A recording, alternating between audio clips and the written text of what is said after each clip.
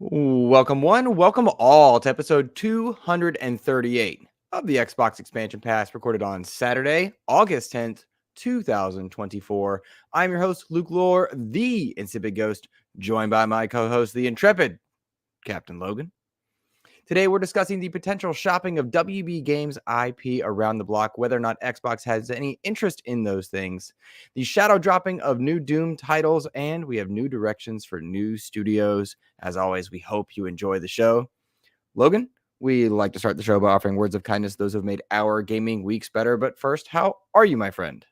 I'm doing good. It's another week, as you can tell from the background. If you're watching, I'm still in my quote unquote office, and it feels kind of like a bat cave because there's so much echo when there's not a bunch of stuff in here.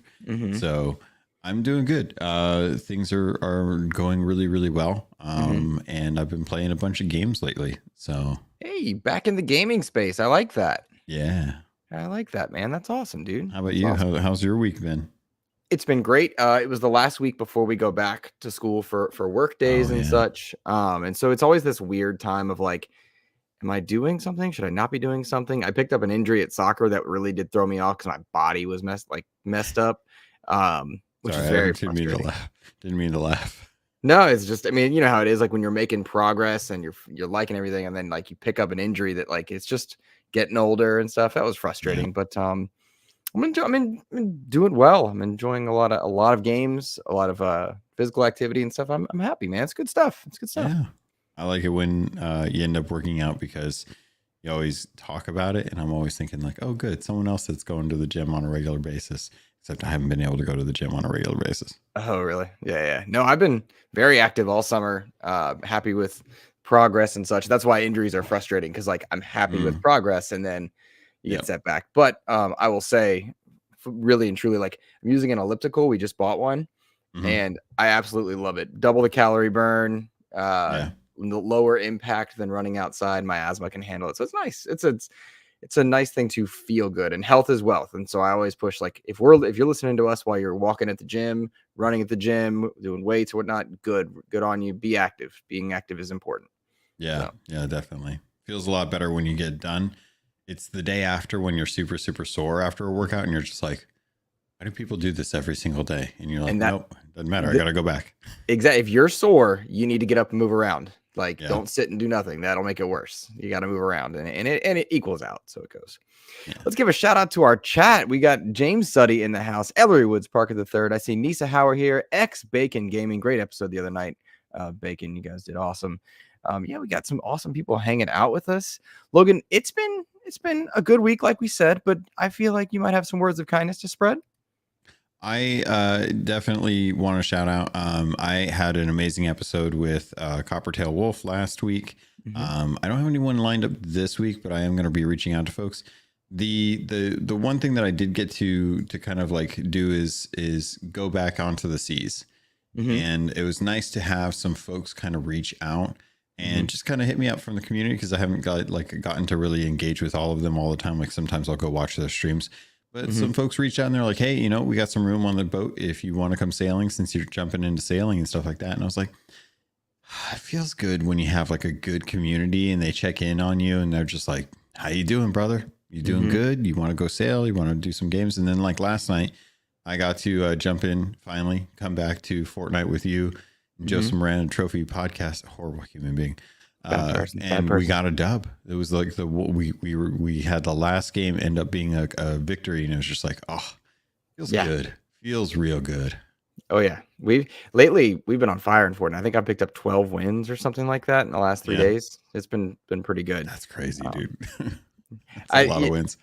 Algorithms, right? Algorithms. It's just a matter of how many bots, what's your skill settings. Slapping them little kids in the face. I'm here for it. I'm here for it. They need to know. Anything you can do to teach them hubris at a young age, definitely appreciated by the parents who have no clue why they're crying in the corner at night. It's perfect. And Nisa, close your ears for just a moment. I mean, look, bullying works. Bullying builds character. It's needed. It does work. It worked on me. It works on other people. Like that trauma doesn't build.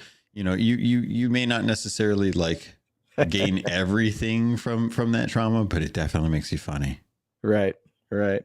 Oh man, it's good to see Rick Davis in the house. Kevin Ainsworth is here. I enjoyed your episode the other night, bud. Nicholas Johnson here. Nick, if you're willing to type in the chat what your good news is, I meant to respond to you and I missed it. I'm so sorry. Feel free to put in chat what your good news is. I'd love to share it with people. So Nisa says bullying doesn't help. I know. I have the research. You know what? I have research that cookies are good regardless of the calorie intake. Oh man. Well, I'm really glad you got to go onto the seas. That's awesome, man. And I'm glad you enjoyed hanging out with us. It was good to have you back. It's nice to see you back in gaming and enjoying it in a healthy way. You know? That. Yeah. I got more to talk about that if we get into it later this episode, or maybe just wait for the next episode, the next video to drop. Can do. What's up, Steelo Facts? Salute Luke Lohr and Captain Logan. Thank you so much, Steelo. We hope you're doing well, bud.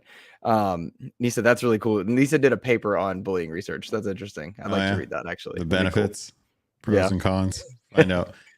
I want to give first, let's give flowers to Nicholas Johnson.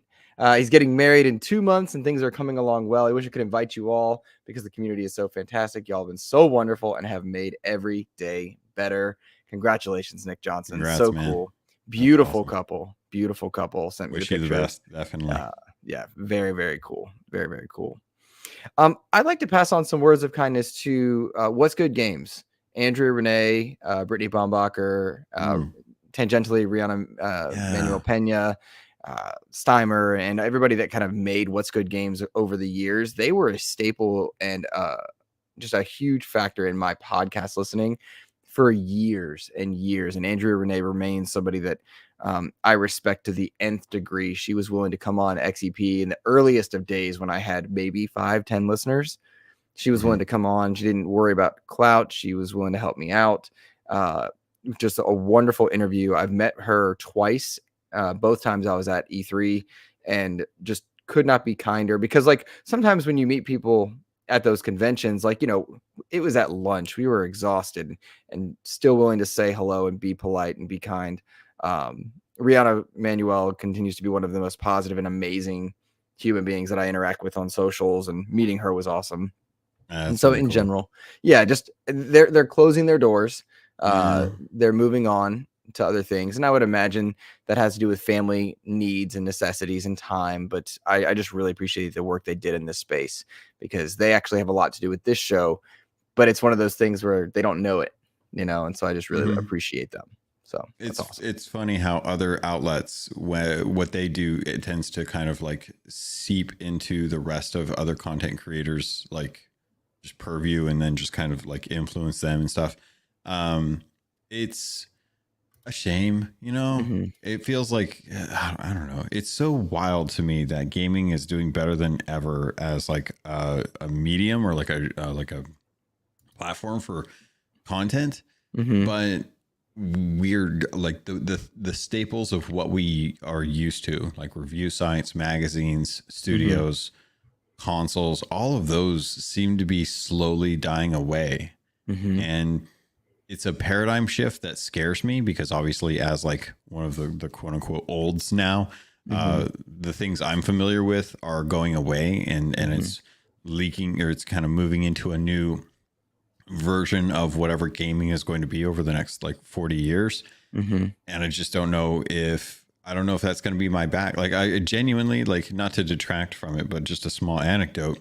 I have a small TV. It's like a little 28 inch. That was my like original TV. It has audio video component and coax inputs, as well as like HDMI, and it's 1080 60 hertz. I am scared to let that thing go, because it's like one of the few things that could potentially run like any old retro consoles that I want to put on there. And it's like, dude, I can't let that go, man. It's wild. And it just feels like the things that I've really enjoyed over the years, if they don't get like pulled forward into the future, they just kind of slowly die away. And seeing something like outlets, reviewers, content creators, I think we talked about another YouTube channel that was shuttering. There's just, it's kind of a shame, like, I think one of the things that scares me the most is the day when like P1P decides to close up and they stop doing podcasts. Right. Or like when IGN needs to focus more on some other form of content other than games. It's just like, man, are we getting there? I had an interesting a similar thought process this morning. Actually, I was wrapping up Kunitsugami. I was struggling with a boss. Went to go find a guide. IGN's guide was just riddled with ads, and it couldn't even scroll the page. It was so frustrating, and I was like, "Oh, I need more independent." And then it's like, Game Informer shutting down. What's Good Games is closing. Game Explain is the recent YouTube channel that's shutting down, and like, admittedly, with some controversy there for anyone that cares. But like, watching everything fall apart is difficult, and it's like I dread P1P shutting down, Season Gaming, Outer Haven, people that I go to for content. But I also respect that it's so difficult to put content out regularly at a high quality. Like, IGN is expected to be the peak performance. Season Gaming less so, but they strive for that, and then they struggle or they get frustrated with themselves when they're not there. I would imagine it's the same for Keith Mitchell and Outer Haven when they want to hit a mark and they are struggling to, and they're trying to make ends meet elsewhere. It's very hard to create and work in this space at the level that we expect ourselves to, because audience members, I mean, we have some incredible people with us right now, but like en masse, they expect the top tier, most amazing coverage at all times. And very rarely should they settle. And like, why would you when there's so many people competing for your attention? It's a very interesting conundrum, for sure. Especially as we look and see just how the economy is working right now. So many people are having to really kind of reconsider, what your hobbies are, what you're being able to do, the advent of like digital mediums being the predominant, means of acquiring games, like, and the, having people question the legitimacy of those because of ownership rights and the lack thereof in legislation. Is just kind of like, man, no wonder people are slowly kind of moving away from this, because it's an expensive hobby.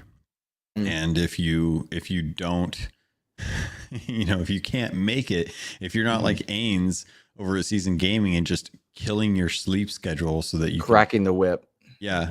Amazing bully out there, just pushing people to do work for as little as possible. That's him. Realistically, like most companies out there. So he's making it work, but no, I kid. I look up to Ains too much to really try and go in on him. But dude, it's a shame. I really I hope that this, like, I hope that it feels like we're on a downtrend. I really hope that we get like an uptrend. And honestly, I'm kind of looking at the Nintendo Switch too as kind of the hopes for that, because when Nintendo does well, when Nintendo's on a high, everyone else is like, oh my God, like, I remember Nintendo. Every console before 2002 was a Nintendo, at least according to my parents. So I half agree with you, half not, because Switch has been great, doing well. Meanwhile, there were ups and downs, but I know what you mean. And as far as that downtrend, Xbox has actually had a great year, all things considered. So weird. But hardware is down 42%, and then Sony just released information about their Q1, I believe it was. I've been looking into our notes right now. They are down to 2.4 million console sales versus 3.3 this time last year, and they're down, right? They haven't put out a first party game this year, but the whole industry is struggling. And it's very odd to see the industry struggling, and yet we're on the precipice of like the goodness arriving. Like Avowed got moved out of this window, and you could argue what's and whys and hows, but I think it got moved out in my mind, surely for some polish, but really, like, why put it in there when there's so much else competing for attention? Like, there's a lot of goodness happening this holiday, but I don't know if there are a lot of system sellers. Like, that's the weird thing, right? Was a system seller, right? But I mean, anecdotally, we heard a lot about like Series S's moving off shelves. Maybe I'd be interested to watch, but like, that's why we have the news stories we have about WB going and selling off pieces. Like, certain things are just not profitable. It's true. We definitely need to dive into that, because that's a whole pickle of an issue right there. Before we dive deep into that one, chat, it's so good to see you guys. I see Outer Haven is here. Yeah. We're dunking on Ains in chat. I love that. I love that. Yeah, the Ains is a I have to Nicholas Johnson coming straight out and just calling it like it is. Ains is a vampire. Yes. He doesn't need sleep. He does need flesh. Yep. It's kind of weird. But... Will you pull up Outer Haven's comment? I like that too. Not that one. Oh, fine. the newest one. The newest Sorry. One. There you go. Outer Haven saying they have a team of 6 that are with them, juggling writing news, reviews, videos, doing 9 to 5, being married, finding time to game. Yeah, it's difficult. It's tough. Yeah. And I get it. I don't have a good bit of advice other than balance is important and don't overdo it. You know, gaming should not be work unless you're trying to make it work. I'll echo that sentiment and stuff as well too, because that's one of the many things I think everyone, and as a gamer, especially if you have like family or friends that aren't gamers, they just don't like. I'm going out to a lake today, and my friends are like, "Well, when are you going to come?" And I'm like, "Well, I'm going to be doing my gaming podcast in the morning, so however long that takes." And they're like, "Do you know when?" I'm like, "I kind of have a rough idea, but also I kind of want to do a little gaming before I head out there and get melted in the sun and jump into a water with God knows what." Sharks. But sharks in the lake. Not sharks in the lake. No. I saw a movie. I saw it was called Shark Lake. I saw it in theaters. Okay, well, this is not Shark. It is not called Shark Lake. It's not called Alligator Lake. It's probably like Hepatitis C Lake, but I don't want to think about that. Or, just like Dead Body Lake because it's out in the middle of the ghetto. That's happening. Yeah. Cheeseworks getting us started here, saying Xbox, please stay away from WB unless you need to save NetherRealm or Avalanche. Just those two. So that gets us started there. WB, absolutely the topic of the hour, all things considered. According to Financial Times, Warner Brothers Discovery is considering selling a stake in its video game business after a 70% stock decline since 2022. Of course, the 3 major players in conversation for why that would happen: Multiverses, Suicide Squad, Kill the Justice League, Hogwarts Legacy. Those are their 3 biggest titles. You could argue Mortal Kombat kind of goes in there, but the biggest sap to its finances, while the boost would be Mortal Kombat and Hogwarts, Suicide Squad, Kill the Justice League, reported at $200 million game. It's got less than 500 players right now after having 2 characters released. I think that game is a pure disaster. It's just, I'm so pissed that game exists in general, but that's not the point of the topic. The point is, the biggest point is we've got WB now needing to shop out, and they've got great IP to include Harry Potter, Justice League, Batman, Superman, Looney Tunes, and they've got great studios behind WB Montreal, NetherRealm. What do they need to do? Games. This is remember when they originally first started to kind of talk about like selling off their game studios, and a lot of people were looking at this and thinking like, oh, this would be a great opportunity for Xbox to pick up WB Game Studios because of the legacy of all those studios and what they could do with it. Bring back Spawn I'm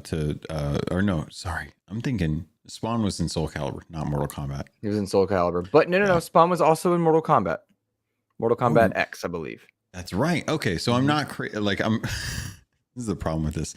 But yeah, I would really like to just kind of see what would happen with this if it did happen. But looking back at like what it used to be when they originally had this like opportunity to sell off their studios and stuff, I was really kind of like frustrated that they didn't do that. But also we knew that they weren't going to be potentially selling off the actual like IP, or at least access to the IPs, which is going to make a huge difference for like just what kind of games you could actually get access to. So now looking at the fact that this is more of a possibility, I would really love to have a publisher be able to pick them up. I don't know what publisher would outside of Embracer, or like the ones that you don't want are the ones that have the cash flow to potentially do it, and the ones that you do want are either dealing with their own issues. Like Sony's not in any place to be making acquisitions in my mind. I mean, they are struggling to just keep Bungie alive after everything that's happened. They're struggling to turn profit from Insomniac, which is the best studio in gaming in my mind. I know, which is wild, dude. It's like, oh yeah, we don't have to get into that, but look at Xbox, and Xbox is still trying to really kind of integrate everything after the Activision Blizzard King. I keep wanting to conjoin them. The ABK deal. We're still like waiting for all of those backwards compatible titles to be making hitting. We just had Crash Insane Trilogy come to Game Pass. We're closing in like a year from the actual close of that deal, and we still don't have like any of the Call of Duties outside of like the most recent one, which is arguably the most Game important Pass. when you're talking about that, though. It is, especially if you're leading up into the next Black Ops 6 and title. That's a good one to kind of like show everyone like, hey, this is what the quality of COD's like right now. It's really good. It's in a good place. But to sit there and think like like they're still trying to deal with that. I look at this WB thing and I'm like, man, they probably should have included a lot of the licensed franchises and IP access back when they originally tried to like look at liquidating this section of their portfolio. Because right now it does not seem like there's a whole lot of buyers in the market right now for studios, and that sucks, because if it keeps going down, they're just going to shutter these studios, and we're going to lose some really talented people at some really good teams or studio, like content creators out there, or not. Yeah. Game makers out there. I know what you mean. I think it's when it comes to WB, it's indicative of failures across all of transmedia, right? The failure of WB and the DC properties and in the movie space definitely is going to impact gaming, which they're set to recover film wise. They've got Superman, James Gunn, the Joker animated 2. universes. What was that? Joker 2's coming. Joker 2's coming. Dude. No, but yes, I know what you mean. But my point is, like, the failure of that failure of that is hitting on multiple places. It damages the brand overall. Hogwarts Legacy exists despite I think the mismanagement of the Harry Potter franchise. Horrible. That said, leave it. I'm just not even going there. That said, when you look at WB Montreal, Monolith, Rocksteady, NetherRealm, Portkey, there's some good not only IP but talent that could be utilized and made use of. Study in there saying that he really enjoyed WB titles in the past, like Mad Max. We've got the Wonder Woman game that, in theory, is on its way, but I don't know, unless that game is like God of War level quality. Does that move a needle in the big picture? Because I don't even think Indiana Jones moves the needle. I don't think you can afford to have a less than top tier IP and a less than top tier AAA crafted game in order to land like that capital level success, because we've seen too many good projects not do well. And so there's definitely a struggle there, I think. Yeah. No, I think, and it sucks so much that JK killed the Harry Potter wizarding world, because that was a gold mine. And if she was just a more decent human being, I would say that Hogwarts would have gotten a lot more love than it did. Even with it being the one of the best selling games of 2023, it did not get reviewed very much, and the reviews were always kind of out there. Oh, Avalanche is the reviews were distracted for Hogwarts Legacy. Yeah, they were focused on things other than the game, which anyone can argue is the right or wrong call. That's not my point. My point is that they were focused on things other than reviewing the game. In many places. Yeah. And that's, I think, a real shame, because we had a real opportunity to shine a light on the positivity around the Hogwarts world and what that world can actually do, and just the fact that the game itself was actually a really good game. But looking at the numbers, it did really well. But does that necessarily warrant the heat that the studio and the publisher had to deal with to like continue pushing on? Like we drafted an unannounced expansion for our fantasy league for Hogwarts, and we know that. Well, the director's cut is all the Suicide Squad team is working on the director's cut of that game. Did you know that? Yeah, that's cool. Like they moved everybody at Rocksteady, with the exception of the skeleton crew, to go make this director's cut for Hogwarts. If you're making a director's cut of a video game, stop. That's not that's like, it takes a whole studio to envision a game. Like it takes, a studio head to be able to like handle everything. But there are so many teams that are impacting and influencing like how these games get made. It's not just a director. There's no director that's going to be like, I had the perfect vision of everything in this game and I told everyone what to do and how it was going to look and stuff like that, like an actual 2-hour movie or something like that. No, that's just not how games are made. Well, how is it different than like a Game of the Year edition? That's what I'm saying. Like make a Game of the Year edition that has all of the, what's the difference? The difference is that there's no flipping DLC for this game outside of the exclusive PlayStation content. So what kind of Game of the Year edition could they possibly put out? This is why they need to have like the greatest hits come back, because that made sense. Like this game would fall into the oh my gosh. It would fall into the thing at the place with the people. Yeah, and it would show everyone the stuff that they wanted to do with the thing that they tried, So like I feel like the greatest hits label is sorely missed, especially across like platinum hits was for Xbox, wasn't it? Greatest hits was the PlayStation, platinum hits was Xbox. I think it was either Xbox sounds or backwards. GameCube. No, it was Nintendo. Nintendo had platinum hits. What did Xbox have? Chat, they had greatest hits something or another. But doing something, I think that's more for box sales. Like right now, games go on sale all the time. That's like I think that's more of a box that you wanted with the greatest hits label, like the PlayStation CD cases with the greatest hits green on the side. The silver was Xbox, and get Rick David silver is Xbox. Like silver. And that's more for boxes, the greatest hits thing. And like, how often do you see in these massive game sales where you get a game at half price or less, or DLC included or whatnot? Like that happens all the time. Like anyone getting the new Star Wars game, wait 2 weeks, you're going to get it on sale. Like that's Ubisoft. Within a month, it's $20 off. That's Ubisoft. That's their model. Yeah, I think more and more studios, I wish would kind of look closer towards that DLC expansion content, like during the actual, because I think the studios that do have those like little expansions help kind of breathe life into the game beyond just the initial launch, give something that people wanted to do a chance to do it. So like, have something lined up like 6 months later for a small expansion that includes things like New Game Plus. Great opportunity. And if you want to do like a Game of the Year edition, do it when you have like that extra content. But the director's cut things doesn't make sense.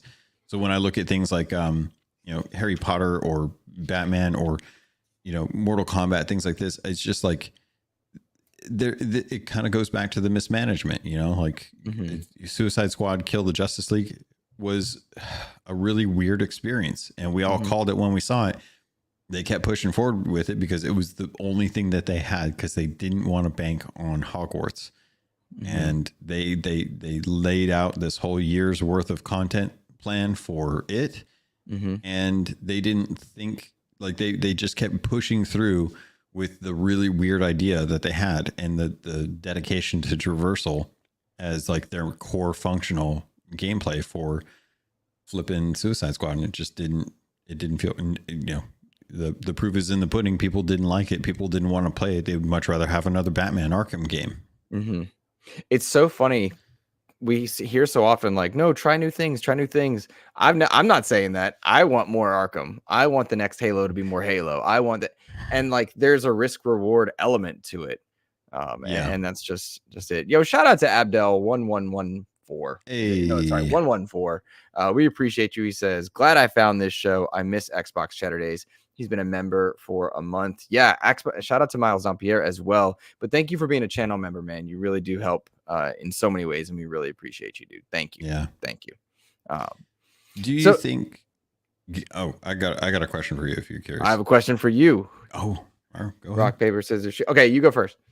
Do you think that if these studios were brought under a different publisher or a different owner, like if it were a console owner, do you think that these studios would be able to go back to the well and actually start to like make content that people want, as opposed to like stretching out to these different types of games that people are not quite sure about? It's a good question. No, I don't think we can confidently say that, given what we've seen from Xbox and PlayStation both in the last 3 years. Now, the counterpoint to that is that, what's up, Web Dave? Good to see you, bud. Xbox had stuff in development that nobody knew about, so much so that they were able to surprise people at this year's summer event, right? At Summer Game Fest. Yeah. So that's a big deal, right? But for 2 years, 3 years, we were saying, what are they doing with X Studio? What's happening here? What's going on? And that was us saying, they're mismanaging their IP or whatnot. It's all of a sudden, Gears E-Day, we love them again, right? Yeah. Looking at PlayStation right now, no first-party releases this year, an absolute disaster, a disaster with Concord, Bungie, and Marathon. The fact that Bungie nixed a live service game that Sony was working on and greenlit Concord is that much wilder and weirder, and conspiracy theorists can go off, given that Bungie's in these massive dire straits and Marathon's not looking good either. It's like, oh no. And so do you have confidence in Sony? No. That said, we get delayed information as consumers, right? It takes 3, 4, usually 5 years to make a game. We don't know what Sony's cooking up other than Wolverine right now. We don't know what Xbox has set 3 years out. Ghost of Tsushima. Yeah. I mean, like, we just don't know. But I don't think that these studios would be necessarily better off by default on account of them being, with Xbox or Sony, because we don't know enough there. Yeah. I think Xbox is doing a much better job right now, but that came from them doing a piss poor job in the late 2010s. Okay. Yeah. And so it's just, it's not a 1-to-1. Do we think they'd be better? Would I like to see WB Montreal and the Nemesis system and Monolith make their way out? Yes, 100%. The Nemesis system, Outer Haven was calling out earlier, 100%. Does that need to be in more places? I cannot imagine how cool it would have been to have the Nemesis system in Halo Infinite's open world gameplay. That would have been incredible. Oh, you mean with the HVTs that were out there that you kill once and that was it? Yeah, the HVTs were a dope idea, but like clearly the start of an idea, it should have been the end of it. And the Nemesis system or something like it would have been dope. We're excited by Wonder Woman and what that could mean, but like those are how well are we using it, right? WB Montreal, not necessarily in their prime. I saw Cheeseworks saying earlier, but like Hogwarts Legacy was dope. NetherRealm, Mortal Kombat's just doing extremely well. I'm more of a Street Fighter guy, and Mortal Kombat 1 still doing work, right? Yeah. Like it's hard to dunk on a lot of the talent that they have. It's easy to dunk on Rocksteady because Suicide Squad was just so frustrating. And the game's not even bad. The idea is bad. The gameplay itself is great, but nobody wants that. Like the traversal's incredible. The graphics look great. It's got so many pieces that are good, but they come together. It's like making a cake where you've nailed 3-4 ingredients, but if you don't have flour, you're not getting a cake, right? Like it's just not good together. Yeah. I mean, I don't disagree with you on a lot of those points, but at least with Suicide Squad, I think that they went for like the razzle dazzle on your screen. Like it's just too busy on that screen a lot of the time, and there's too many like qualifiers for combat that and given the nature of the traversal and how fast you're supposed to be hopping around doing stuff, the qualifiers that they force you into to be able to like take out enemies, it's just like Should be a lot more run and gun, like a, I don't know, like a Doom. God, Just imagine if they had like a Suicide Doom game. a Suicide Squad game where you avoid being like Batman hunts you in that game, which nobody knows about, but where Yeah. you are regularly challenged by members of the Justice League and not these stupid ass green bubbles. And like, it's just like, why is King Shark using miniguns? Why are they hopping around using guns at all? Who asked for Mrs. Freeze? That's such a stupid character. Either put Mr. Freeze or Killer Frost, somebody that somebody knows. Like off-brand Joker, stupid. Nobody wants that. You want Deathstroke's daughter? Put Deathstroke in first. Like just the sheer amount of frustrating choices that could be like it's just beyond me. Like it's not a DEI argument to say that Mrs. Freeze is stupid. You've got characters like Killer Frost ripe for the use there. It's just so frustrating. And I was on Nerd Chat the other night.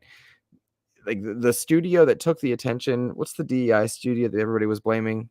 Oh, They consulted with every major game, not just Suicide Squad, but like they even on Spider-Man. So I can't remember what it was, but like that was the flavor of the month to be mad at that studio. No, I'm mad at Rocksteady for the Sweet Baby. Thank you, Rick Davis. Sweet Baby Inc. I'm mad at Rocksteady for these stupid choices. In what world did they think that would be a good video game choice? Like it's just beyond me, and it's very frustrating when we lose the conversation. Yeah. Like you specialized in third-person single-player action adventures. You specialized that, and then you went to make a live service title. And then what sold best for WB last year? Was it Hogwarts this year? Yeah. But yeah, third-person action adventure title. Like open world, lots of quests, well realized IP in a video game. Like, come on. I cannot tell you the pain that I felt, and everybody around me in the room kind of looked at me too. I remember this. Ains looked over at Summer Game Fest when that Arkham trailer for Arkham Shadow was going up. I was losing my mind. The game looks so cool. And then it says MetaQuest, and you're like, oh, what? And like I remember Lord Cog and Ains just looking over at me, and I was just like, it would be so easy for them to take some of the and this is kind of why I hope that they do sell off that section, because I think if they have like a publisher who understands like what type of games are the ones that sell the best, given the history, like Ubisoft, great example. They know how to monetize their games. They make a lot of their games very similarly, but the formula is there. Now you take like Batman, you give it to Ubisoft and you say, hey, make a Batman game that's like Arkham, but make it in either like Batman Beyond or like the new Batman with what's his face in it? Pattinson. Yeah, Robert Pattinson. You do like one of those two Batmans. Give someone an opportunity to voice it that isn't, RIP. But speaking of actually the new season of Batman on, was it like HBO or something? The new Batman guy, it's pretty good. Actually, yeah, I've heard very good things. David Burdett from gamingtrends.com told me it was great. Yeah, but we have so many like different types of Batman that we could do, that just throw it into the formula that we know that works well for gamers, because we are the type to go out on those fetch quests. We've been trained how to do this for years. It's comfortable for us. Give it to the Assassin's Creed team to make a Batman game. Like they could do that, or just let Rocksteady build a have their hands on that and let them do that. It's sorry, my phone just went off. Oh my god! I picked up my phone. My wife called me. What kind of ringtone is that? It was nothing. It was like a mobile game ad. That was all. I just picked it up and turned, like I unlocked it, and then it went bang.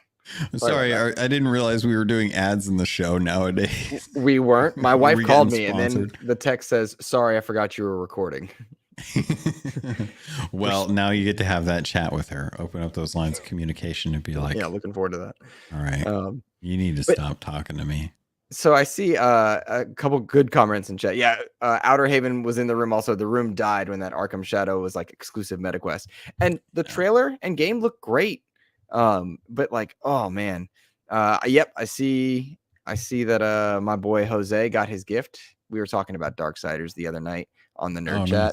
and he never played Darksiders Genesis. I'm like, well, I gotta fix this. Ah, Side note, it's on sale for a few people. If you got $12, Darksiders Genesis is a goat game. So Yeah. good, so good.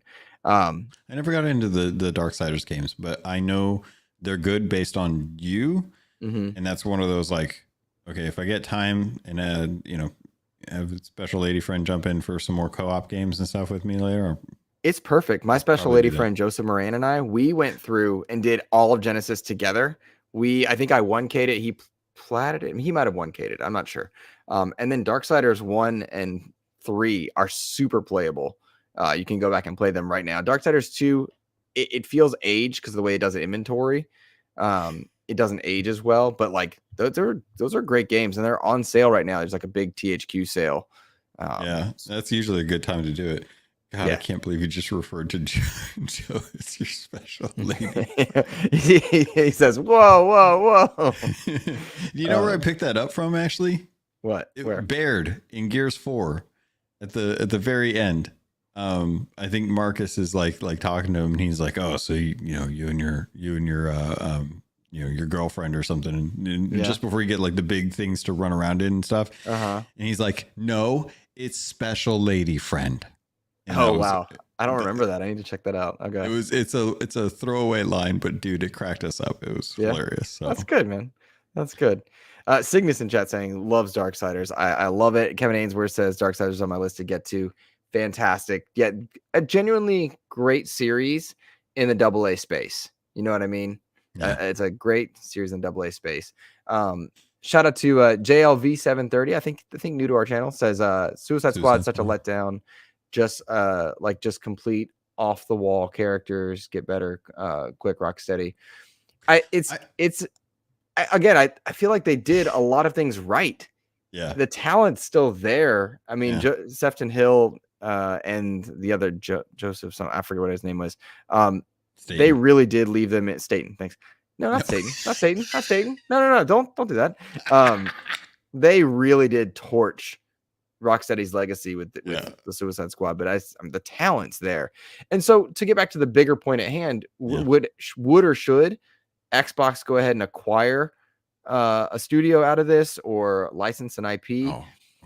So I have gut reactions here, Logan, but Nerd Chat was like calming me down a bit the other night. They were like, hey, it's asking to be flamed in a disaster to pick up a Batman game.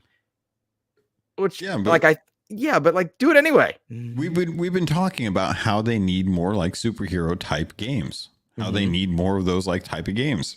You pick up Rocksteady or Avalanche, you're gonna have a really good game regardless of the IP, because they just know how to make solid games. Like I don't care what anyone says. Like Suicide Squad was a pretty solid game.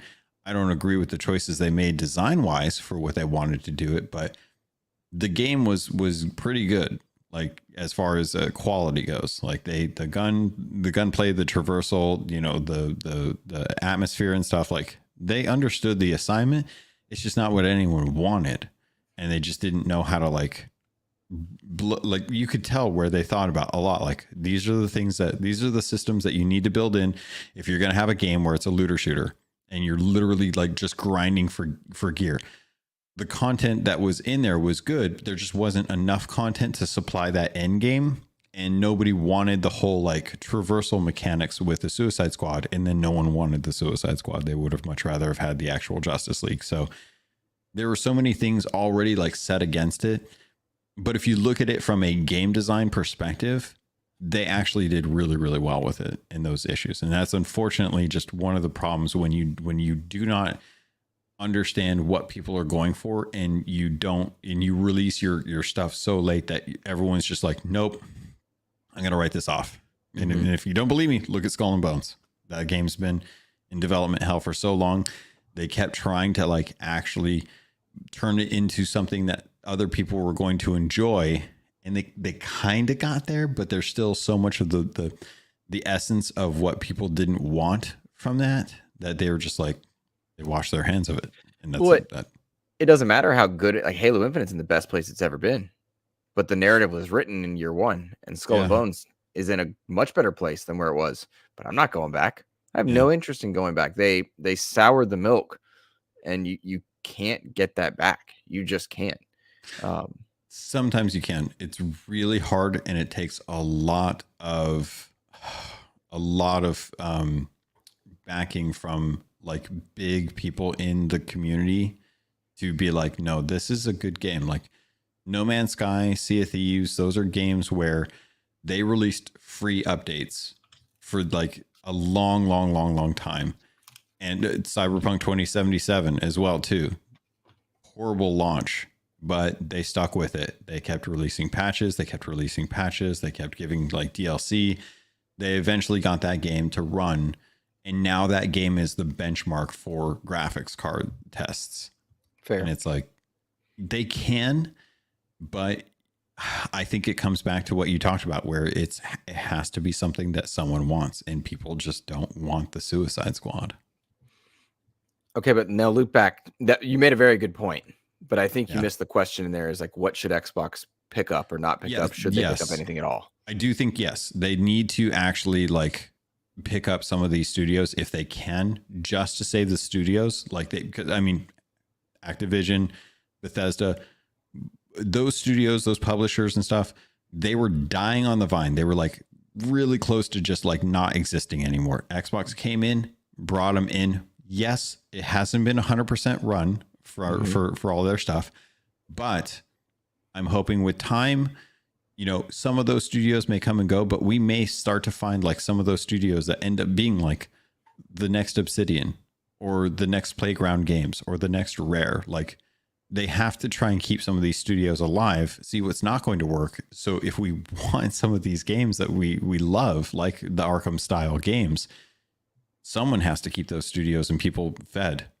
And the Xbox is a great candidate for that because they've already done a good job of fostering a lot of the publishers and studios that they've picked up. Yes, we've had layoffs. Yes, that sucks. But there are still a lot of other companies that are under the Xbox umbrella to be able to do that. And if we're looking at Sony right now and seeing like what they're doing, they're having a hard time finding their footing as far as like what they're going to do, because they feel like the games that they have been making that do well are not doing well enough. And that's their issue. I'm listening, I'm processing, I think is what it is, but I struggle with the idea of Xbox acquiring anything at this point. I don't disagree with that. Legislation and legalities. I feel like it would definitely bring more sights to bear on them as a company. And we're just now getting to the point where they're releasing that top tier title per quarter that cadence that we've expected and demanded, appropriately demanded, I might add. And so I wonder if licensing out isn't the best call. And then that begs the question, if you're licensing out a game, do you want it exclusive? Do you want it multi-platform? Do you want it in Game Pass? Exclusivity does not seem to be the wise choice for Xbox. They can barely hit minimum requirements on indie games. Doesn't seem like that's the thing that they are going to be pushing from here on out either, as opposed to any other console manufacturer out there. Yeah, I'm very excited, anxious, and nervous to see their plan for the Gears of War franchise on other platforms. Are they going to keep it entirely exclusive? Are they going to let like a collection go to PlayStation? Are they going to ignore PlayStation entirely? Are they going to say E-Days on PlayStation Day one? Like, I just don't know. So I'm, again, anxious, excited, and nervous for what happens with their studios. If they licensed out a Batman or they had NetherRealm make a Mortal Kombat using their characters or whatnot, like, I just don't know. I do think WB being hard up for cash is exciting for possibilities. You know, like there are exciting prospects out there. What do you think? I definitely think so. And this comment in chat actually caught my interest, because I think that there's something here that we aren't taking into consideration. And they say, like Cygnus says, instead of acquiring just hire/contract studios per game, I think there's a place for that's the Nintendo model. Yeah, like they do that a lot. You know, they hire like Retro or other studios to do first party content with IP that they trust. The problem that I run into this is that usually after you've hired a studio to do like a contracted game, there's another wave of layoffs. Whereas if you hire the studio and you buy them, then there's a little bit of leeway that some of those studios can get to persist beyond just the one contracted game. And that's tough, because if WB is already looking to license out their IP and their studios, that'll be really good if anyone's buying. But if nobody's buying, what's WB going to do? They're just going to shutter those studios. And that's kind of the thing that I'm trying to prevent here. Okay. Interesting. I am curious to see how they manage a game. Like, so WB, David Zaslav, and I hate him, but David Zaslav has said like they're interested in free-to-play service models and live service because they want that income. Again, it's very odd to say stuff like that next to Suicide Squad and Hogwarts, but that is their thing. So I look at something like Mortal Kombat, where it has a big roster, but an ongoing updating roster, a live service element to it, I guess you would say. Yeah. Microtransactions and the like. And I wonder, okay, what are we going to do with Injustice? Is that something that's in your line? What happens if we license out NetherRealm to go work at something else? What happens if they get bought? And if I'm Xbox, if I'm PlayStation, if I'm Sega, if I'm Embracer or Ubisoft or anyone else, I am looking at this, but on a studio by studio basis. I don't think picking up the entire publisher is the way to go. I just don't see that happening. I also see a world where WB tries to shop and is too greedy, and they change their mind, because that's what happened last time. Remember, WB was on the docket pre-Activision, and that was one of the ones that Xbox looked at. For one reason or another, they said no. Yeah, well, the licensing deals, they couldn't. It was probably going to cost them too much to get the licensed IP. And if you can't get the licensed IP for those studios that do nothing but licensed IP, there's no point in having those studios. Yep. So, if you are looking to pick up a studio on the cheap, on the one hand, you might get a deal out of Rocksteady, given that Suicide Squad did flop. That you might be buying low in order to sell high. That is very much a Sony play. That is not necessarily what I think Xbox is good at. Like, I think that Xbox is really good at saving publishers and studios that are just about to actually like shutter. But Sony's the one that goes in and buys like Insomniac for $2. They're the ones that pick up like Sucker Punch for $6. Yeah, that's fair. Looking at Rick Davis's comment, would WB even be willing to license out things like, say, Hogwarts Legacy 2 and have it on Game Pass? That's a fair question. Like taking the Insta Cash deals of a Game Pass or a PlayStation Plus, or if you're licensing out something, would you be willing to say, all right, Xbox, you can make it, sell it everywhere, but it can go in Game Pass? Like, all these deals now are different. And like Ubisoft Plus, we had a comment earlier in there. I want to say it was from Abdel, talking about, games on the cheap, playing Star Wars Outlaws thanks to his subscription, less than $20 a month, and he's getting those games dropping. He's getting Assassin's Creed and Star Wars on the cheap, like putting into a subscription service. Would give WB instant cash. It would be interesting if WB did have like something like a Ubisoft Plus that could partner with Xbox and give people access to things like the Suicide Squad, which came out at $70 and then quickly dropped when nobody bought it. So having something like that may be a better avenue for WB to go to try and, like monetize some of the games that are not necessarily like, if you tell people like, hey, you get all the Arkham games, you get Suicide Squad, you get Gotham Knights, you get the Hogwarts Legacy titles, you get like everything, Mortal Kombat 1, Injustice League, or the Injustice games, like if you get those for introductory $7.99 after the first year, $10.99 or something like that, you may actually start to like garner some of the people that want to jump into those titles, especially if you start to include things like the DLCs with those. That's potentially another avenue that they aren't exploring right now that may save them compared to, just having to get rid of these studios somehow. I'm going to call out my stepson's comment here in chat. Joseph Moran saying it's Disney. If anyone's going to buy a publisher wholesale at this point, it's Disney. They were looking at EA a year or two ago, but having passed the ability to take some really talented studios without having to go out and buy the IP.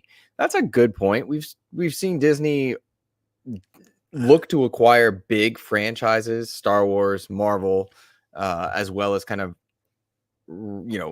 going through and making, like, there's a new Lion King movie on the way. There's a new Snow White movie on the way. They had big stock they purchased in Fortnite. And so, like, there is, son, calm down in chat. My son's just being all types of rowdy in chat. There's potential for Disney to pick up WB on some level or buy stake in it. I do see that world. I don't. This is one of those things that a little bit of background.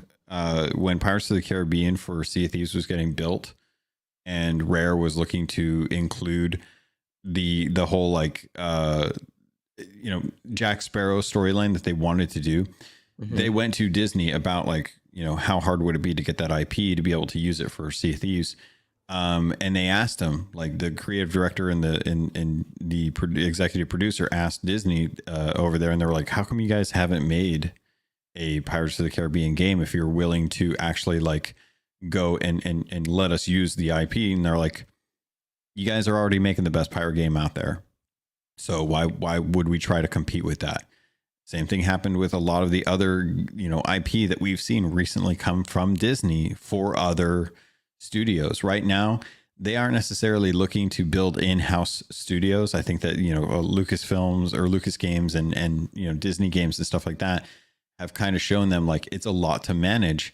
It's much easier to license out that IP than it is to try and, like, go on an acquisition for that, because we really haven't seen them do anything to try and integrate games into their Disney Plus thing. They have tons of Disney games. They haven't tried to introduce any of that into Disney Plus the way Netflix has, the way YouTube has, the way other streaming services for just, like, movies and TV shows are starting to throw video games into that streaming service as well too. When Disney starts to do that, then I could see them trying to actually start pulling in studios to build content purely for their IP. Mm-hmm. Until then, I think they are going to do more of IP license. And at that point, unless they're just willing to buy out Warner Brothers, which I don't think they could, mm-hmm. I don't see them looking to pick up studios or license out, like, their IP to those studios. I think that would be a huge kind of conflict of interest based on what they're trying to do as far as, like, keep Warner Brothers and DC and the Marvel and Disney kind of realms kind of separated, segregated from each other. Interesting. All right. Lots of process there, but good point. Sorry. No. It's a big topic, yeah. Right? And all of this comes from, like, comments made by WB executives. Like, this isn't some, like, scuttlebutt, rumor set on some weird forum. Like, this is something that they themselves are saying that they're looking to do. And Rebecca Valentine did a great article on IGN about it. Rebecca Valentine, one of the few games journalists that exists still. Yeah. And so I will point. I think actually did this article, didn't she? For IGN? The one that we're using in our notes? Yes. Yeah. Yes. But this isn't, I don't know if this is the first discovered version. I don't think she broke the story. No. Real quick here, Logan, would you be so kind as I'd like to give a shout out to our patrons at tier 2 and 3. They've been doing a great job supporting us. Channel members as well. Channel members, your names are scrolling underneath, and we are so grateful for you if you've been supporting us, because, like we said, times are tough. But would you be so kind as to read our tier 2 and 3 shout outs over on Patreon, please? Yeah. So for those of you that don't know, you can head over to patreon.com/the Xbox Expansion Pass. If you want to sign up, you can always just search us there. You also get to be in the actual, like, call outs for the show for the tier 2 and 3 members. Always appreciated, never required, but we want to shout out the tier 2 and tier 3 people to let them know that we appreciate the support that they've been giving us, the same way that we do the little ticker tape at the bottom of each video episode. So shout out to Chris 1H1D, Nicholas Johnson, Ellery Woods Parker III, Rob Frawley II, Tao Zochi, Randall Thor 19, Silkenit, African, aka Charles Jones, Game Positive, Jampack Sam, Matt Valdez, Neo Prime 33, Rick Davis, Red Beast, Xbox Mike 29, the Lord Sir Master James Suddy, Brendan Myers, aka The Winter Gamer, Sony's VP of Marketing Kevin Butler, Clint Coombs, DJ Hero, and Dano12. Thank you so much for all of your support. It really does brighten our day and warm our hearts. Big time. Big time. Well, Logan, pretty big deal this past week, I think, from QuakeCon, when we saw that Doom 1 and 2 got bundled, given enhancements, which is interesting. I don't want to say remastered, but it got given enhancements. It drops as a bundle for $10 for anybody that wants to purchase it. It's also day one into Game Pass. A nice little unexpected thing, kind of like that Quake remaster. I jumped into it, and it's great. I mean, Doom is Doom, but it's great. It's got every expansion DLC that's been made by Night Dive, by id Software, by Machine Games, and one other, like all the expansions beyond Doom 1 and 2, like Lost Level style stuff, including an entire new one. Fantastic. I dove in. It looks and runs great. Yeah. I feel like this is the great fill your window of time if you're waiting on Star Wars Outlaws. Joe and I were talking about that last night. Shout out to my son, Joe. It was really, it's like that perfect game. It's $10. Easy, lightweight, low, I guess you would say, stress level. Yeah. Just jump in and go. And it's got a whole lot of accessibility options as well. You can play with the new soundtracks. I really, really dig it. Really dig it. Yeah, I saw the trailer video for this and I was like, why are we getting this? This is so strange. And then I was like, I know that this is available on Game Pass. Why are they doing this? And then I went and checked and it's like, oh, these are Xbox 360 titles. They're just backwards compatible. There's not like any upscaling or anything like that. So then I was like, okay, well, let me take a look at this and actually take a look at it. And they're like, oh, this is like everything. This is like all of the content for that. And it's like a director's cut, Logan. Oh my God. No. It is the all-encompassing Game of the Year edition. It is 100%. The thing that I think was I'm really kind of curious about though is that this has the Kex engine, so it's got that the boom source compatibility that I was reading about, where you can actually see like the community created mods for this. Oh yeah, that right there is going to be really fun for folks who have had mods for Doom and Doom 2, where they may not have been able to do that, or it's been locked away on older hardware that they just haven't been able to get access to. But the fact that this is coming in as a pair, that it's been upscaled a little bit. I love the fact that they've got like 4K 120 on Xbox Series X and S, and it's like PC and stuff. It looks so good. It's so weird. It really does make a difference. So wild. So yeah, like I was very surprised that they went back to do this, and it kind of comes back to the idea that I like and I don't like when they do stuff like this, but they add in a little bit extra. Like they bring in all the DLC, they bring in all the mods, they update the actual like audio. Like the audio sounds so good, man, dude. I was jamming. I was trying to wake up and I threw that trailer on. I was like, okay, I'm awake now. Let's go. The fact that they do stuff like this and they're like, okay, we know older games, you probably got them. Don't worry about it. It's going to be $10. I'm like, that's reasonable. That is a decent, like upscale, like let's get you ported over to the new console kind of stuff. Like I appreciate that. So it's not like required. And they're still actually kicking it up into the I just lost my train of thought. They're kicking it up into Game Pass so that you have access to this. So anyone that's excited about the new Doom can kind of like go get started out and like kick it up. Oh my God. Sorry. I just realized I've been having issues with the apartment. So there's my smoke alarm has like now started chirping because of my upstairs neighbors flooding their toilet. Oh my. Okay. I love apartment life. It's so great, everyone. I hope you have a great time in your apartment complex. I definitely didn't have to deal with a roach like scare only a few months ago. Great neighbors. It's true. Great neighbors. Yeah, we can hear that smoke thingy. That's frustrating. Yeah, I know. It's and I have a closed door right now. I'm gonna go hit the button. Yeah, do your thing. I will say, as far as this Doom thing, guys, I really am glad that it exists, because Doom is one of those things where you want you want somebody to get involved and check out the entire, because he didn't mute himself. I don't think I can. I'm going to mute him. You can check out the entire Doom catalog thanks to Game Pass, which to me is really cool, given that like Doom 1 and 2, they are classic, they are amazing, and I encourage all of you to go check it out. More to the point, when you look at the fact that Doom 3 is available, Doom 64 got that remaster, a year ago? Great stuff. This Doom bundle has a new achievement list, so if you are a veteran of the Doom series, you can go in and play all those. I'm there for it. I was talking with Nerd Chat the other night.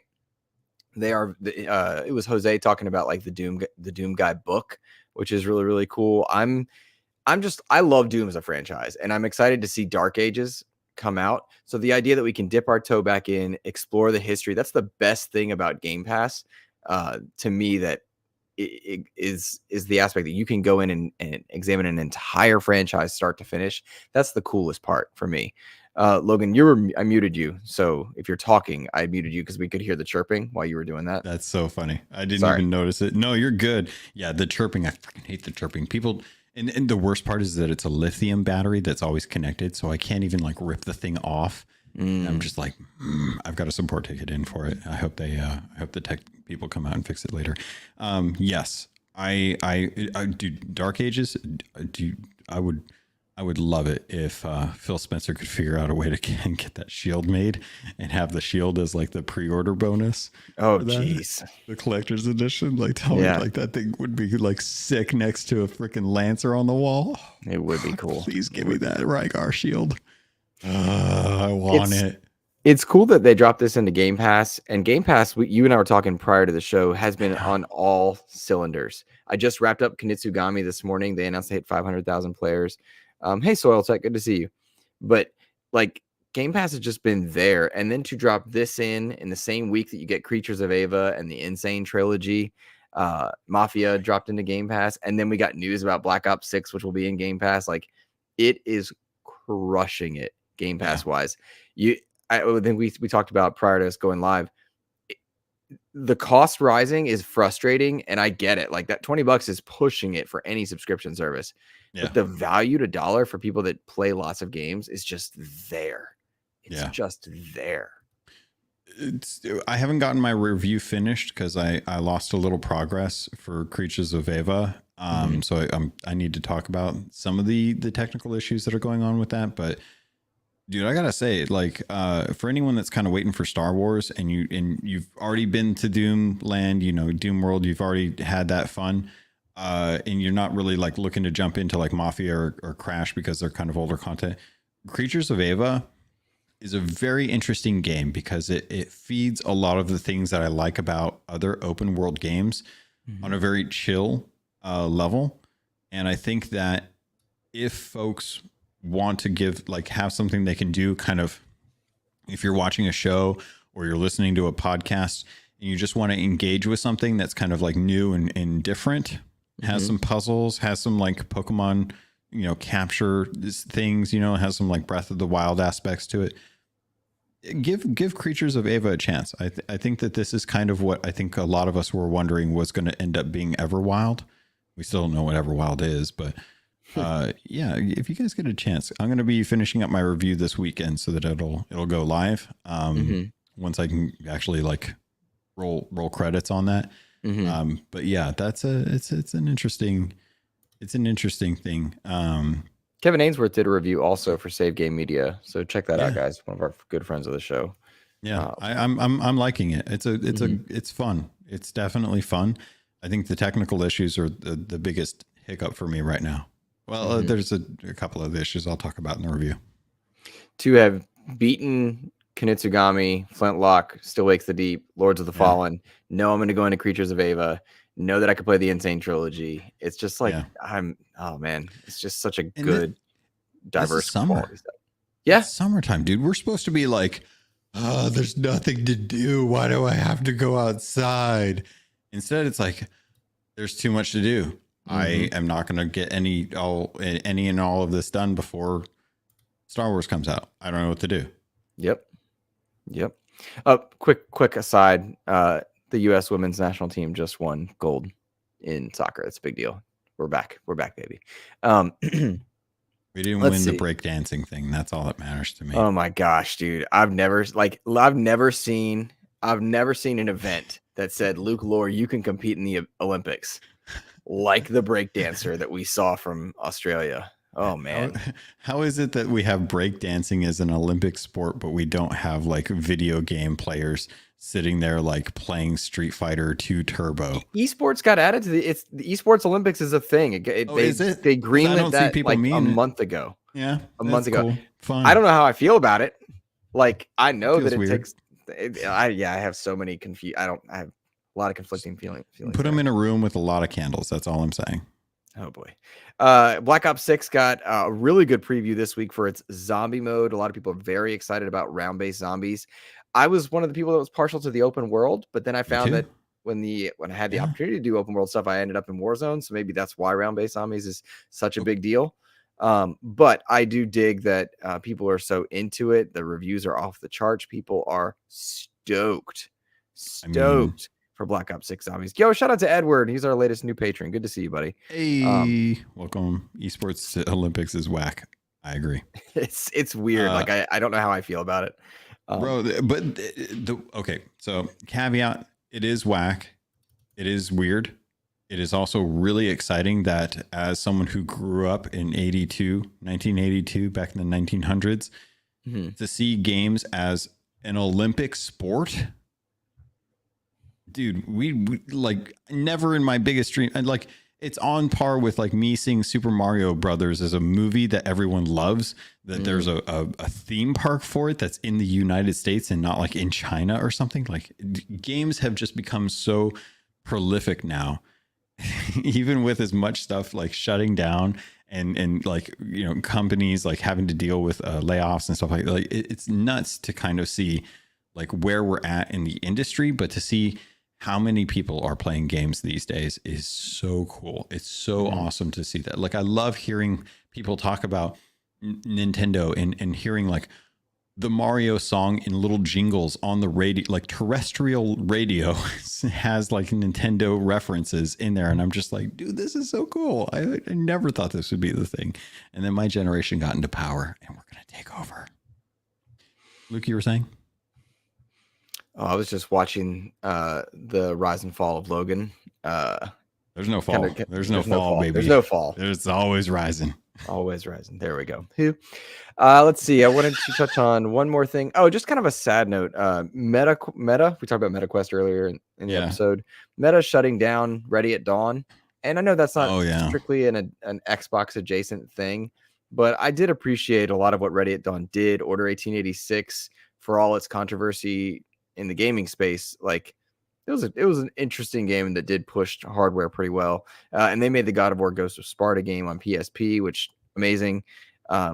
Just wanted to point out that another good studio has passed, and it's a shame.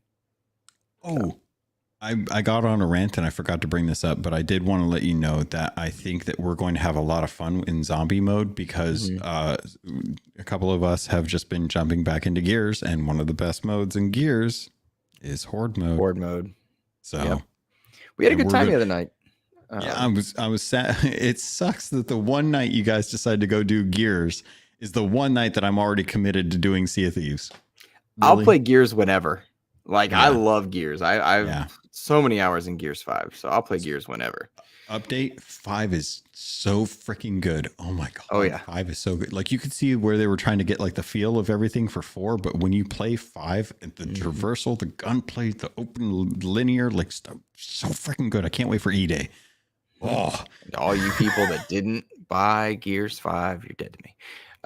Question for the show from Rick Davis says, since I'm obsessed with collectibles, since I'm a pack rat, if you guys could have any collectible made not for an initially non-gaming IP, what would it be? Not for an initially non-gaming IP. Is he saying, what do you mean by for that? A gaming IP? Is that what he means? I'm not any sure. Collectible made. What would it be? Well, this is an easy kind of biased one for me. So I can tell you right now. So like no. Oh, okay. So it has to be a gaming IP. Has to be a gaming IP. I mean, this is easy, dude. I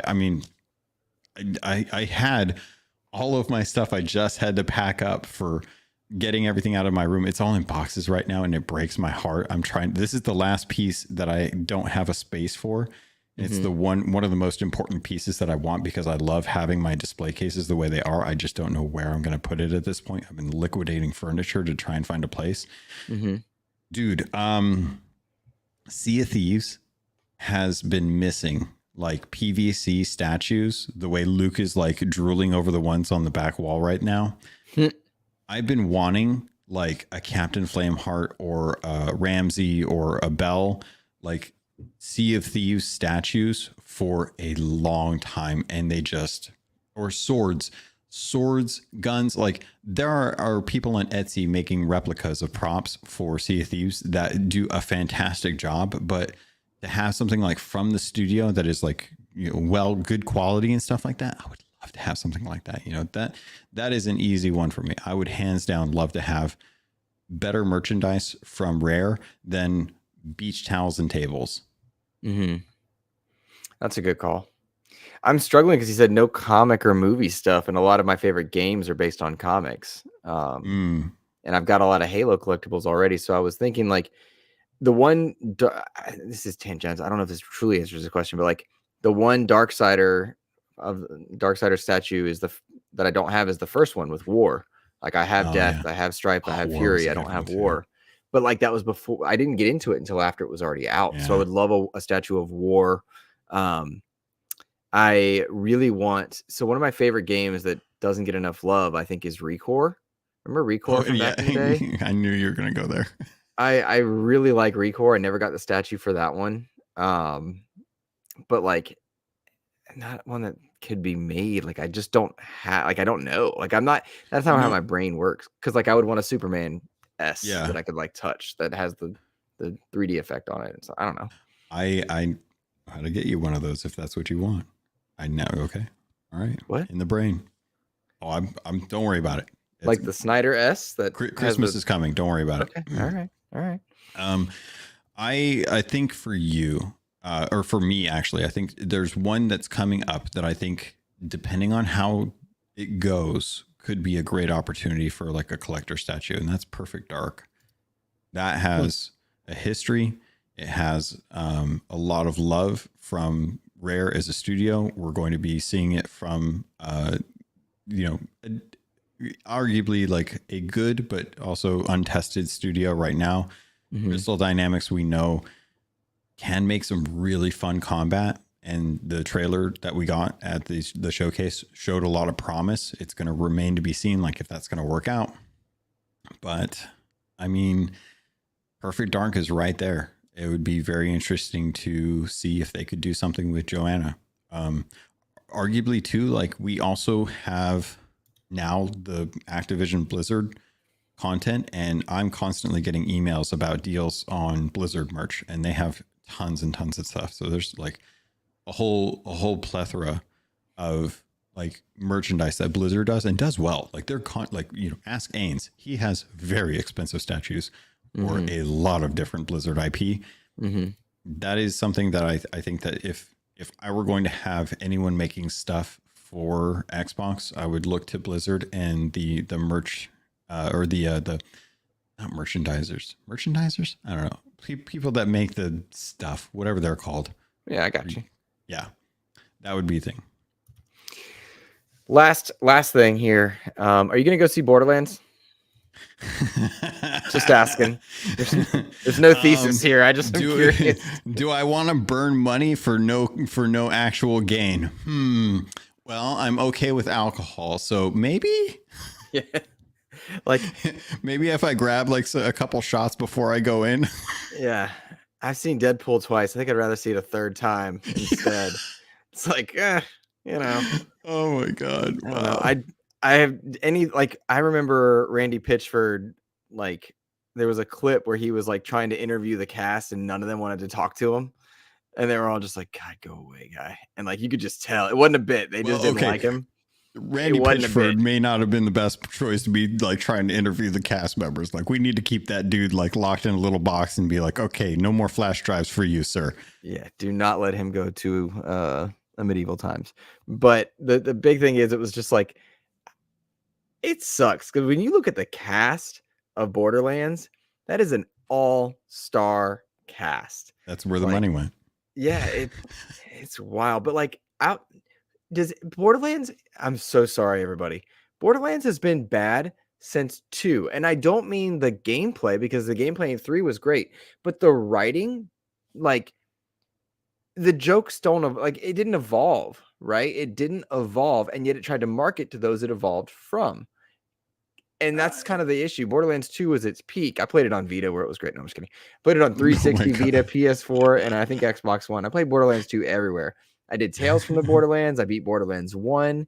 I just couldn't get into 3 and I feel like there was one other like Handsome Jack, something or another.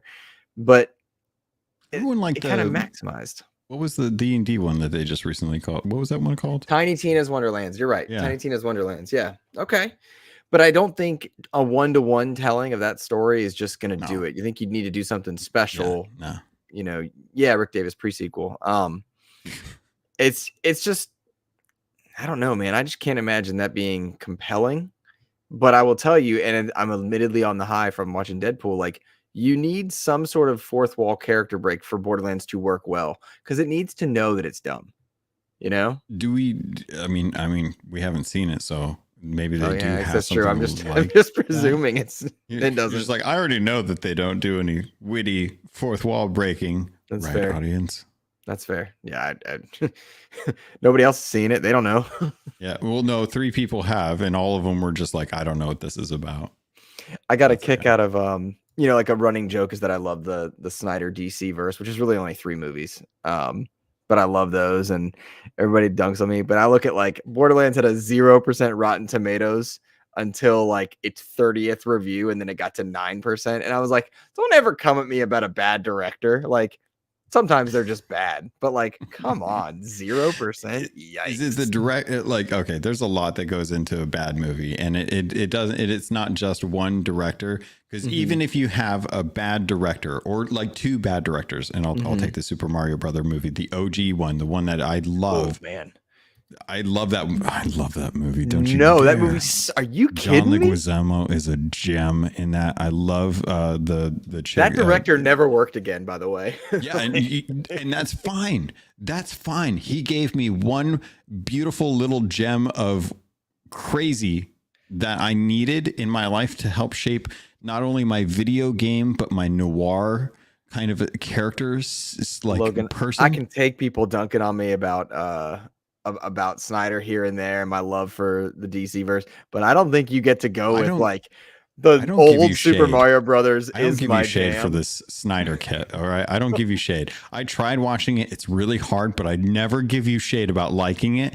That's so fair. Don't even come at me about the Super Mario Brothers movie, because that movie is like, it's special in a way that I had a full page Sunday newspaper ad in color that I took out of the Sunday newspaper and put on my wall because I didn't have game stuff back in the 80s and 90s. Okay. That just wasn't a thing. So it was important for my generation. I know you kids out there got everything on the YouTubes and stuff, but for us, we had to live and breathe off of like whatever was in the newspaper and coming to it. It didn't matter. And that was the only good Yoshi we've ever gotten in a film. Don't at me on that. I didn't even know Yoshi was I had a point. Okay. So, but yeah, it takes a lot of people to make a bad movie, but it's a shame that knowing the people that are in the Borderlands movie probably had a good time with it, probably enjoyed it, and probably enjoy the paycheck. I don't think we're ever going to get another Borderlands movie. And a lot more people need to start looking at TV shows as a stronger medium for storytelling when it comes to just video game movies in general. I think things like the Super Mario Brothers movie, which was critically panned, by the way, but users love it because it's a kid's movie. And you look at things like Dungeons and Dragons, which did really well as well, but again, did not do well in the box office. It's like, I thought that movie was terrible. Dungeons and Dragons. I didn't like it. Yeah, and I was like, because I love Chris Pine. I was taken aback because I thought I was gonna let my wife and I sat down. We were like excited to watch it. And halfway through, I looked over. I was like, "Is this good?" And she's like, "I don't think so." Brother, but I know, like, I love Chris Pine. He's one of my favorite actors. I don't know what's going on. I feel like a little betrayed because it's such a cute little movie. But okay, no, that's fine. But I think shows like The Last of Us, I think there are instances where I think it really does come down to taking the creatives and really like just putting them deep into that creative process for the show or the movie and letting them control the situation. Because if you let like Hollywood take control, you start making decisions about how much CGI you're going to have, how many A-list people you're going to be bringing in to sell the film. It's like, this was one of those, like, we're just throwing money at this because we need to, and we're going to hire A-list actors to draw in the audience that knows the name but doesn't know the IP. And that's just it just doesn't always cut it. In fact, it usually doesn't cut it. Fair. All right, Logan, that's a good place to wrap it up. Before I want to point people, I did a review for the Arctis Nova Pro wireless headset. I've never had a worse experience in production. Like a 4 to 6 hour project took probably 15 to 20. I got to a point where I walked away twice from it, and like when I had to come back with fresh eyes. That's and good. I don't know how it turned out, but I do appreciate people checking it out. Good. Was it good? Was good. Don't really I'm not even trying to dunk on myself. You be good on yourself on that, because I was very impressed with your edits and your content. It was nice. I disagree with parts of your review, but that's a personal preference that can't. That's just going to come regardless of who's doing the review. But that was a good review. You be proud of that. Damn it. I appreciate you saying that. I just struggled so much with production, like the amount of re-records and re-edits and whatnot. Really made me not be able to see it. I can't see it now. You know what I mean? That's fine. Let it out into the world. Let it do its thing. Gotcha. All right. Well, it's there on YouTube if you guys are interested. I love the headset. Say nothing else. I love the headset. It looks good. I like it. It's white. Thank you, buddy. You'll make it dirty, but that's okay. You're a gamer. It hasn't gotten yet. That might have been a piece I cut out in editing, but no stains, nothing You're I've been. I was worried about oils from my headphones hands today. I was worried something, nothing bad so far. That's good. That's good. More manufacturers need to put antimicrobial coatings on a lot of their products. Just going to throw that out there, because gamers don't remember to wash their hands in the middle between matches when they go to the bathroom. I have not washed my hands since 2017. Oh, baby. All right. That's a good place to get the heck out of here. Let's give Luke some time to go wash his hands. What have you got? What have you got for us at Keelhauled, bud? Keelhauled's coming out next week, or Monday as usual. There are some spicy opinions coming out about the changes to the balance for the blunderbuss, because it's no longer going to be a one shot. And that is rough. Ironically enough, the Borderlands set that they gave away during an event a few years ago out of the blue, which I'm pretty sure was intended for the Borderlands movie that was supposed to come out forever ago, is now coming to the Emporium. And it is why? Why is this a thing? But Claptrap is the figurehead on there. So if you love Borderlands and you want to check out Sea of Thieves, it's available for you.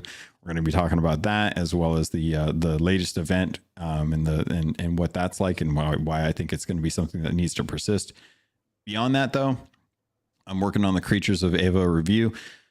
Pros and cons. It's a good game though so far, and I'll get into my issues and loves in the review when I get that knocked out. So I'm hoping to have that next week, because again, I want to get to the end to just see where those technical issues really kind of peter out or continue or get worse and stuff. So I have to go through everything at this point. There you go. That's it. That's good stuff, guys. Well, find me on socials at InsipidGhost. Do indeed check out that headset review. If you are supporting us by watching, liking, subscribing, or any other method, we really appreciate you guys. That is going to be it for me. Have a fantastic rest of your week. Take care.